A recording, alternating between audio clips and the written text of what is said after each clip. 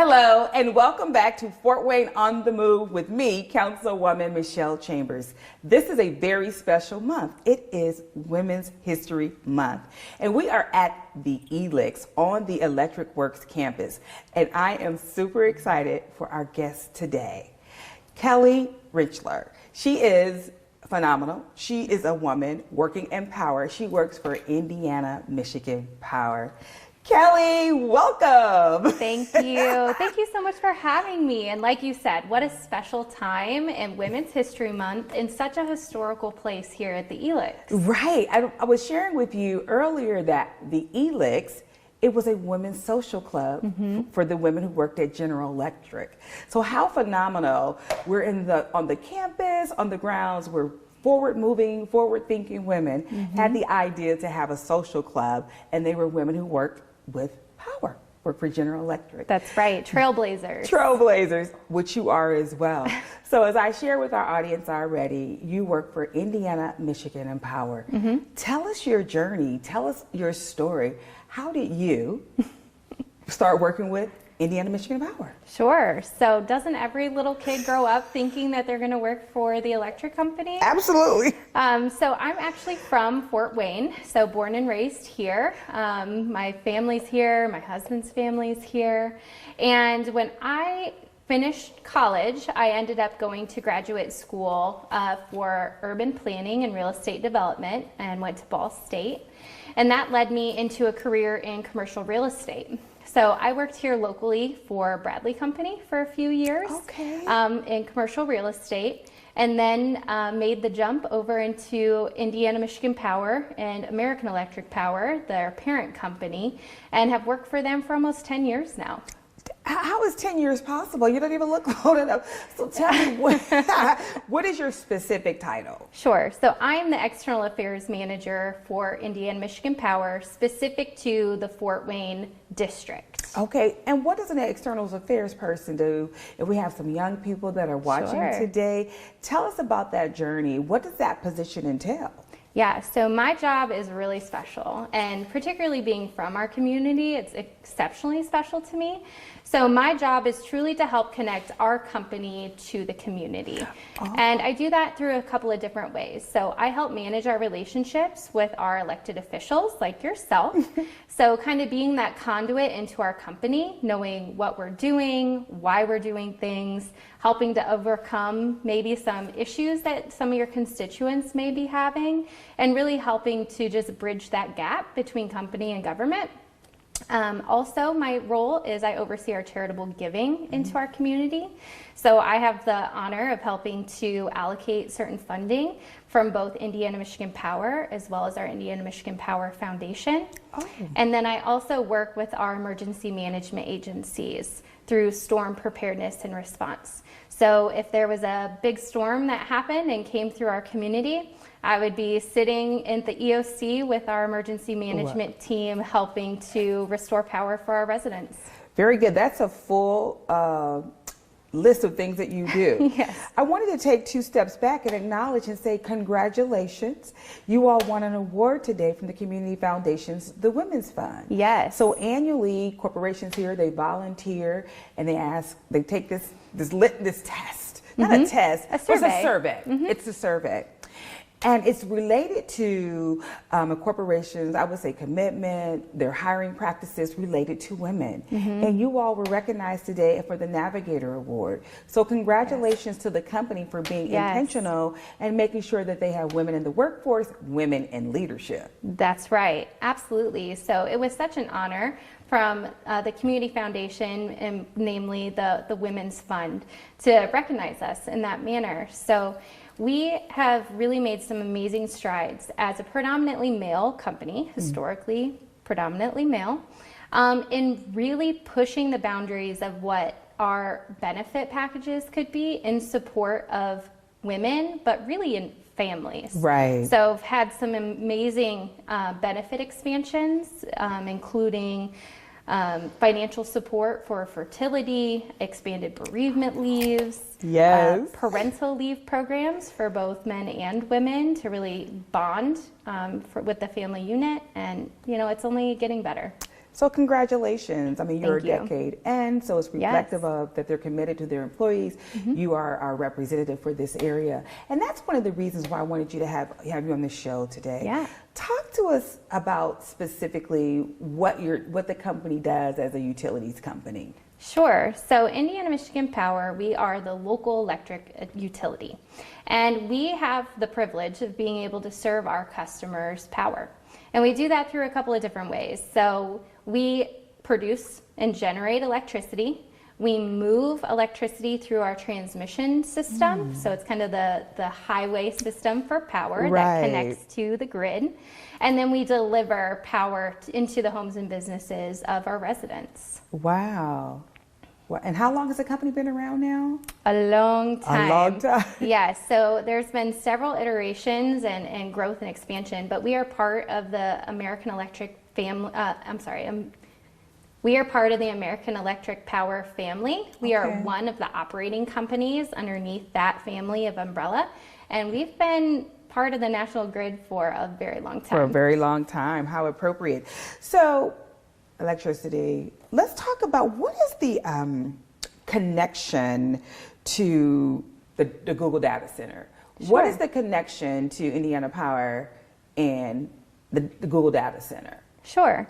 So when Google is looking, or any large data center is looking for a place to locate or build, they need a couple of things. So one would be land, another would be water, and another is power.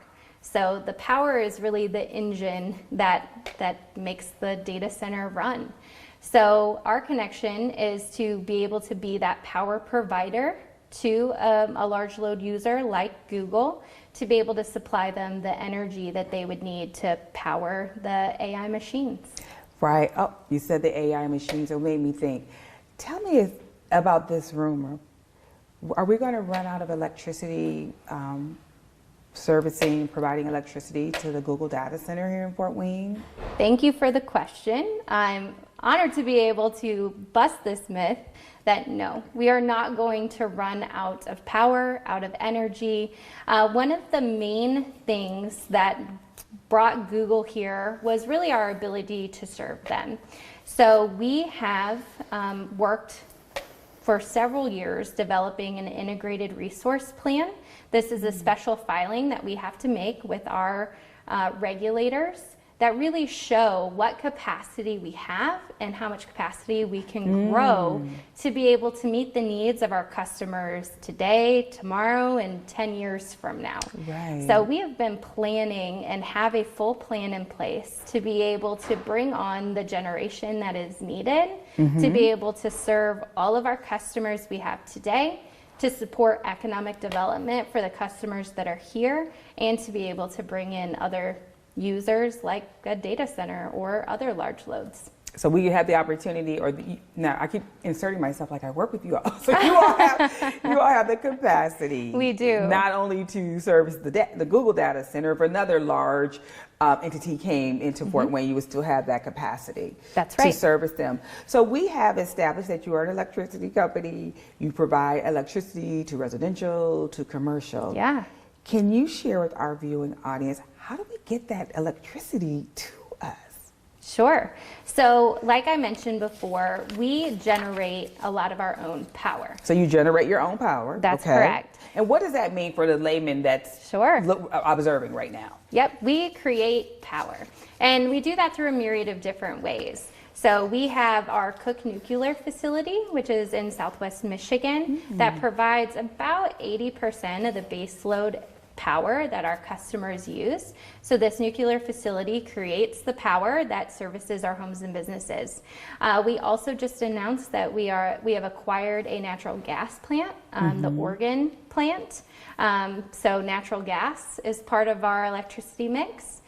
We also have several different hydroelectric facilities, both in Michigan and Indiana. We have some solar, and we have a very diversified portfolio of different generating assets that create the power that then we move through our transmission system to all the different locations, and then deliver it through our distribution system into homes and businesses. Very complex. Nuclear, natural, Natural gas. Natural gas. And was there one more? We have hydroelectric. Hydroelectric. And we also have some solar. And some 4 means of electricity to be able to service commercial and residential Well, we customers. also have coal at this point, we still too. have coal? Okay. We do. So Okay. we do have a coal plant that is down in Rockport, Indiana, that also services our customers. Now, that is in transition as we're looking at maybe phasing out some of our coal assets and bringing on some different diversified energy mixes. I never realized that there were 5 different energies, mixes, and ways to get electricity to the consumer. That's very interesting. I'm learning something here today. I love when I have the opportunity to learn. So we've touched on why Google works, and we keep hearing this term, growth pays for growth explanation. Sure. When you hear that statement, what does that mean? Sure. Growth pays for growth. So just like any company, we have fixed costs. So those fixed costs are kind of that base cost that we have to have in order to, we have staff and have facilities and the cost to run, just like any other business. So when we get a large user like Google who is consuming a ton of power, that fixed cost is spread across all kilowatts generated. So all of these fixed costs are baked into the usage per kilowatt. Okay. So when we have a large user who is using a substantial amount of power, they're also covering a substantial amount of those fixed costs. So that means that the portion of the fixed cost that the rest of our rate base would be responsible for or would account for, it would shrink. So this is what's been able to lead us to actually share in a recent announcement that we're going to be filing a base rate reduction this summer. Say that again? Yes. Did you all hear that? Okay, explain that. Yes. What that means. That's exciting news. That is. Because we're fighting to get the utility bills down.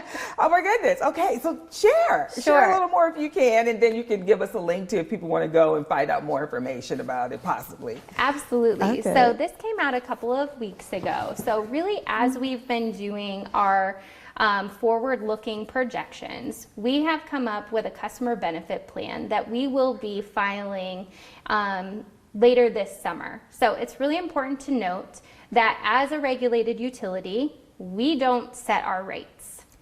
We actually go in front of the Indiana Utility Regulatory Commission and we propose what needs to be put into our rates. And they scrutinize that and they review it and they make sure that what we're asking for is fair and prudent. And so we are preparing for that upcoming filing. It'll be sometime this summer. And what we are proposing is we are going to be doing a base rate reduction, and we will also be holding those rates steady for 3 years. Steady for 3 years. That's correct. That's being a good corporate citizen. I really appreciate you sharing that information. That makes me happy. Yes. I feel really good about that. And I have to tie it back. I mean, we are able to do this because of that fixed cost spread. That growth leads to growth, and that benefit spread is truly because of the large load users that are coming onto our system that we're able to do something like this. That's very impressive. So I received this question, and I'm not real clear on it, and I'm going to literally read it verbatim, and then you'll educate me. Okay. So can you explain how the industrial tariffs work with Google paying 80% of its anticipated usage? Is this a familiar question? Sure. Okay. No, I appreciate that question because there has been a lot of confusion around it, and I appreciate the opportunity to clarify. Okay. So Google and all other large load users will pay for 100% of the power that they consume. I'll restate that. Google will be paying for 100% of the power that they consume. That's correct. Okay. Yes. So what that 80% is in reference to is as part of our large load tariff that has been reviewed and approved by our regulators as well as consumer advocacy groups, is that Google is committing to a lot of energy. They are saying that we need all of this power to be able to operate our facility.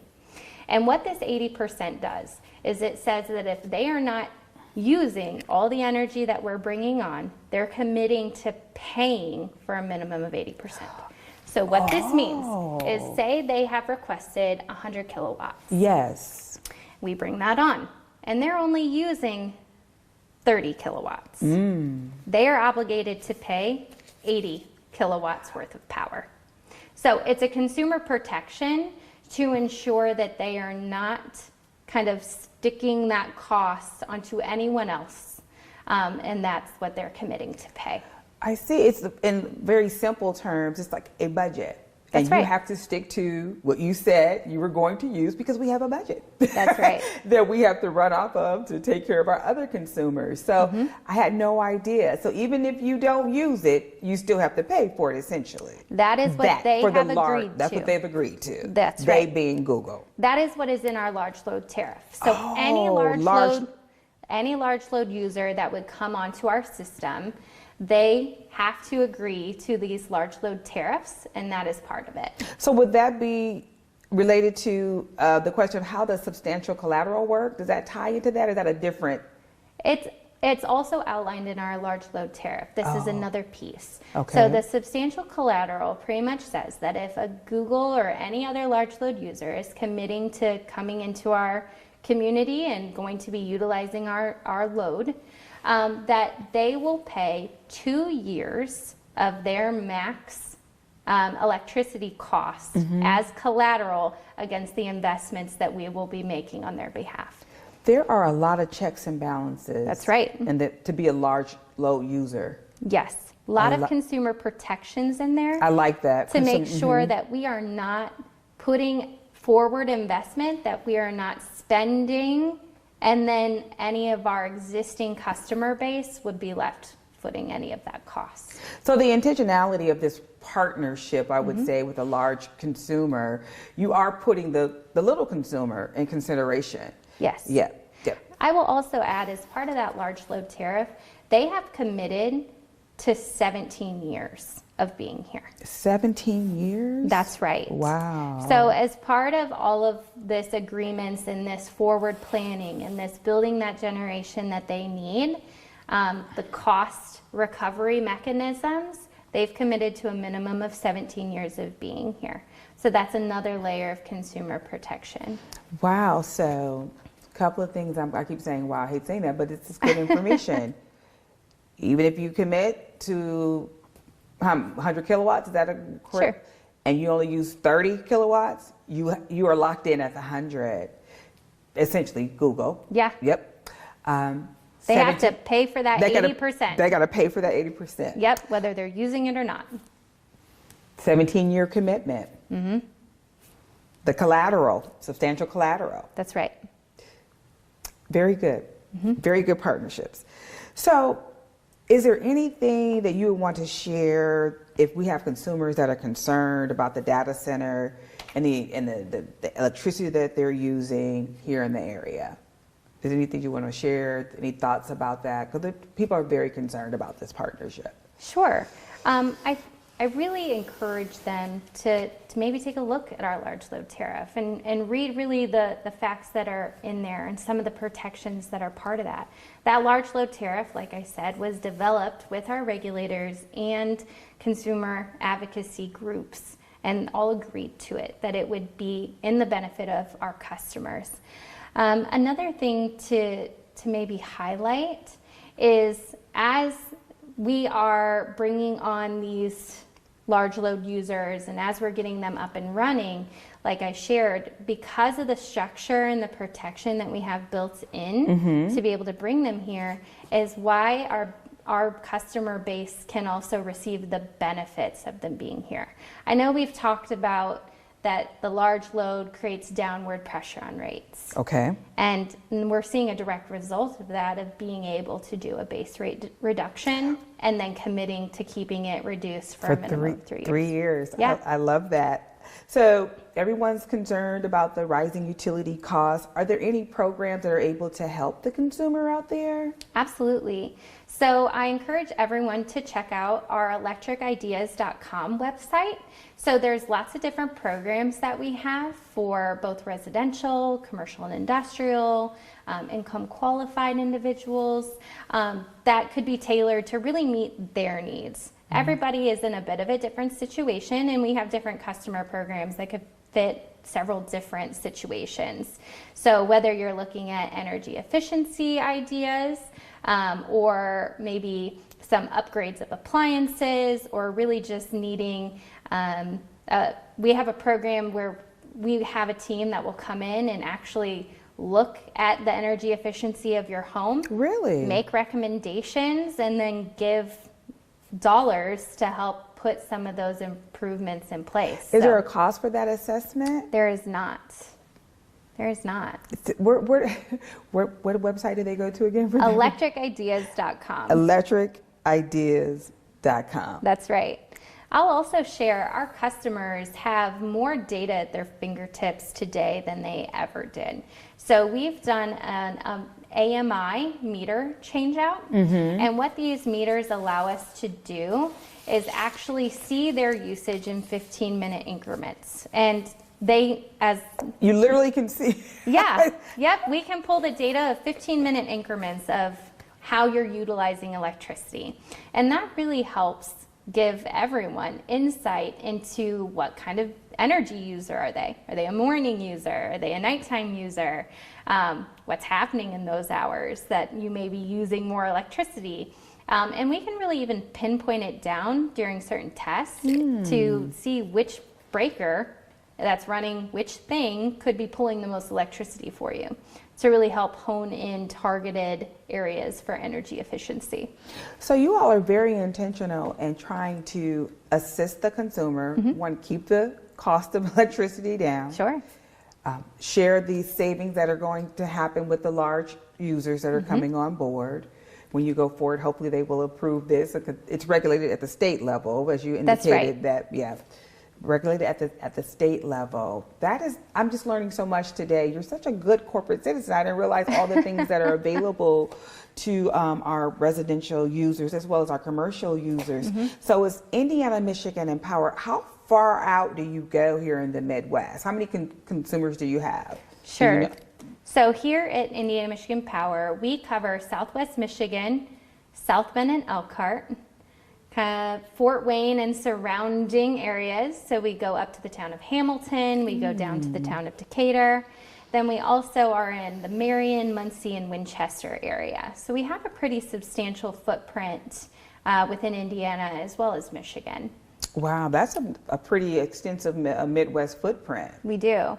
And that is just for the Indiana, Michigan Power footprint. So under the American Electric Power umbrella, we have 5 different operating companies in 11 states. This is a huge company. Yes. So we have in total about 16,000 employees. And here within I&M, we have about 2,000 employees. So that's why when we have these electrical outlets and we have all these trucks that are lined up, that's why they have the capacity to get to us, because you're spread out all over the U.S. That's always amazing to me that they have that, they can get the lines up and running. It doesn't matter what state it is, because you have this massive number of employees throughout the U.S. essentially. Yes. So we have a whole team of meteorologists. A lot of people don't realize that. Yes, we have a full meteorology team, and they track storms or weather impacts that move across the country 24 hours a day. And we get these weather alerts, weather reports. So we're able to really start monitoring what could impact our system days in advance. And then we're able to move resources accordingly. So our sister company, Appalachia Power Company, has been hit hard the last couple of years. And what's incredible about the American Electric Power family is we're able to move mass resources from I&M, AEP Ohio, AEP Texas, our Public Service of Oklahoma group, to APCO, and we're able to kind of swarm in mass restoration efforts. But we can expect that same in return here at Indiana, Michigan Power. So we'll pull our sister companies over from AEP Ohio to help us out, from APCO to help us out. So we have resources at our fingertips to really attack a storm hard to be able to get our customers back in power. I've always wondered how that worked, because you'll see the teams with the big trucks and they're going, and then they're in the community. You have a natural disaster, and the next thing you know, in 24 hours, you have folks out working on electrical lines that quick. Yes. As soon as it is safe, we have boots on the ground. So our local teams are out there working around the clock, helping to first secure the scene. So we work with our emergency management agencies, our police and fire departments, really making sure that things are safe. That's number one priority. Then we make sure essential services are fully up and running: hospitals, 911 dispatch centers, assisted care facilities, making sure that they are settled. And then we really start attacking any other damage. Have you, I know that you're the external affairs person here. Have you ever had to go on site to a natural disaster? Have you ever actually been at a site like that? Yes. So Really? like I mentioned, I've been with the company for about 10 years now. And most of my time with the company, I've actually been in operations. And so I've actually worked in our Muncie district for a few years. And as part of that, I worked the tornado that was there in 2024 and was managing crews in the full restoration effort. So the Selma, Winchester area got hit very hard with tornado activity, and was boots on the ground there running crews and getting people back in power. Very impressive. So if there's a young woman that's watching this show today, what would be your word of advice to her if she thought that she wanted to? I mean, we welcome everyone to choose a profession, but traditionally, I don't believe that energy power has been, women-led, if you would. What would be that nugget of advice that you would tell them if they wanted to start working in a utility company? So I actually, when I was walking out of the Women's Fund event today, had the privilege of meeting someone's daughter who was there. She was 20 and she was still in college. And I was like, "What are you studying? What do you want to do?" And she's like, "I don't know." And I was like, that's amazing that you don't know. And I think my advice would be, truly stop looking at the title. Stop looking at this defined career path and truly find what you love. What excites you, what energizes you, pun intended. Right. And really find different roles that you can flex that muscle. So, did I ever think that I was going to grow up one day and work for the electric utility? No.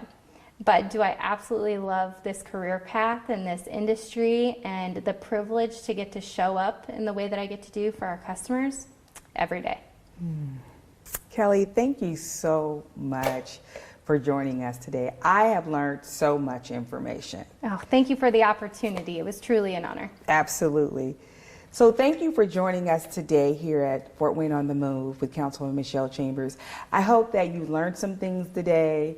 I hope that you received some new information and that some questions were answered to you because you had some misinformation. So I'm very happy that we have Indiana Michigan Power right here in Fort Wayne. They're a good corporate citizen, and the fact that they're giving back to our community, and they are very intentional in hiring women. So we'll see you next month for Fort Wayne on the Move with Councilwoman Michelle Chambers. Thank you.